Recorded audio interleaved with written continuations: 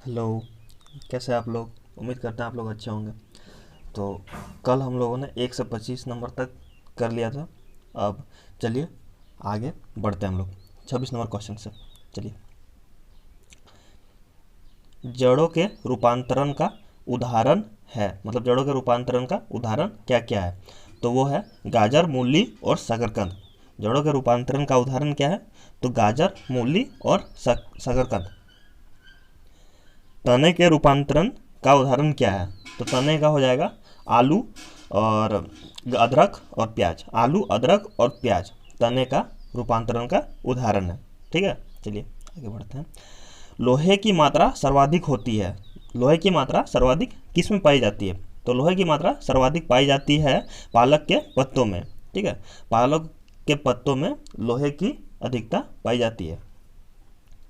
स्वस्थ शरीर में खून की मात्रा कितनी होती है? तो वो 5 से 6 लीटर। स्वस्थ शरीर में खून की मात्रा कितनी होती है? तो वो 5 से 6 लीटर होती है। वायुमंडल में ऑक्सीजन की मात्रा संतुलित होती है किसके कारण? तो वो प्रकाश संश्लेषण के द्वारा। प्रकाश संश्लेषण के कारण जो है वो वायुमंडल में ऑक्सीजन की मात्रा संतुलित रहती है। ठीक है, चलिए। कवकों के अध्ययन को क्या कहा जाता है? तो कवक के अध्ययन को कहा जाता है माइकोलॉजी। ठीक है, कवकों के अध्ययन को माइकोलॉजी कहा जाता है। हड्डियों में मुख्यतः पाया जाता है। हड्डियों में मुख्यतः क्या पाया जाता है? तो कैल्शियम व फास्फोरस। कैल्शियम और फास्फोरस हड्डियों में मुख्यतः पाए जाते हैं।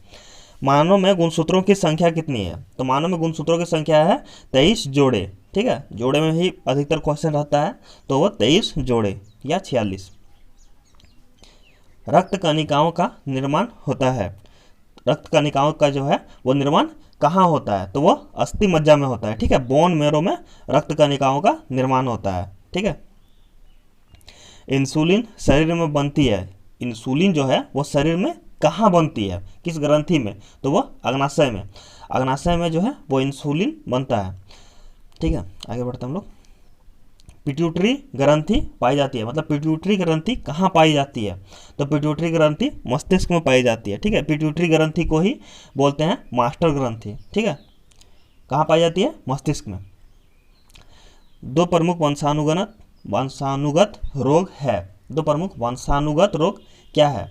तो वो है वर्णधाता और हीमोफेलिया। ठीक है, वर्णांधता और हीमोफेलिया जो है वो दो वंशानुगत रोग है। ठीक है, चलिए।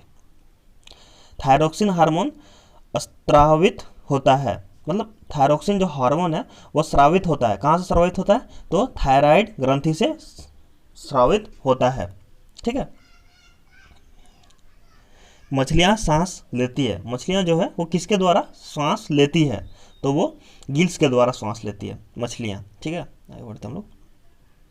विटामिन ए का सर्वोत्तम स्रोत है। तो विटामिन ए का सर्वोत्तम स्रोत क्या है?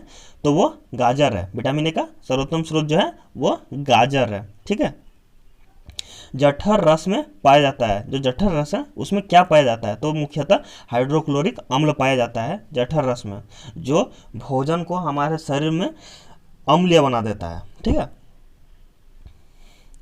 लाइकेन में परस्पर सहजीवी मौजूद होते हैं। तो लाइकेन में परस्पर सहजीवी क्या क्या मौजूद होते हैं? तो कवक और शैवाल। कवक और शैवाल की कड़ी मानी जाती है लाइकेन को। ठीक है, चलिए। लार में पाया जाने वाला एंजाइम क्या है? तो लार में पाया जाने वाला एंजाइम जो है वो टाइलिन है। ठीक है, लार में कौन सा एंजाइम पाया जाता है? तो टाइलिन एंजाइम जो है वो लार में पाया जाता है। ठीक है, हीमोग्लोबिन में पाया जाने वाला तत्व क्या है? हीमोग्लोबिन में जो मुख्य तत्व पाया जाता है वो क्या है? तो लोहा है। चलिए आगे बढ़ते हैं। प्रोटीन का पाचन कहाँ होता है?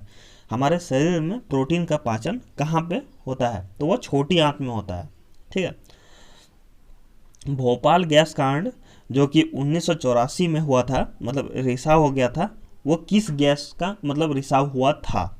ठीक है, तो वो गैस हुआ था मिथाइल आइसोसाइनाइड का रिसाव हो गया था। कहाँ हो गया था? ये बहुत इंपॉर्टेंट क्वेश्चन है। रिसाव कहाँ हुआ था? तो भोपाल में हुआ था। कब हुआ था? 1984 में हुआ था। ठीक है, और कौन सा गैस हुआ था? तो मिथाइल आइसोसाइनाइड का रिसाव हुआ था। काला हीरा तथा काला सीसा किसे कहते हैं? ये अलग अलग क्वेश्चन है कि काला हीरा किसे कहते हैं और काला शीशा किसे कहते हैं। तो काला हीरा जो है वो कार्बोनेडो को कहते हैं और काला शीशा जो है वो ग्रेफाइट को कहते हैं। ठीक है, याद रखिएगा। शरीर की सबसे छोटी अस्थि क्या है? तो शरीर की सबसे छोटी अस्थि स्टेपीज है जो कान में पाई जाती है। ठीक है, कल हम लोग बड़ी अस्थि पढ़े थे जो फीमर था, जांग में पाई जाती है। आज छोटी पढ़ रहे हैं हम लोग जो कि स्टेपीज है, कान में पाई जाती है। ठीक है, चलिए, जीवन रक्षक हार्मोन किसे कहते हैं? तो जीवन रक्षक हार्मोन कहते हैं एड्रिनल हार्मोन को। ठीक है, एड्रिनल हार्मोन को जीवन रक्षक हार्मोन भी कहा जाता है। प्रकाश संश्लेषण अधिक होती है, मतलब प्रकाश संश्लेषण जो है वो अधिक कहाँ होती है या किस प्रकाश में होती है? ठीक है, तो वो लाल रंग के प्रकाश में अधिकतम होती है प्रकाश संश्लेषण।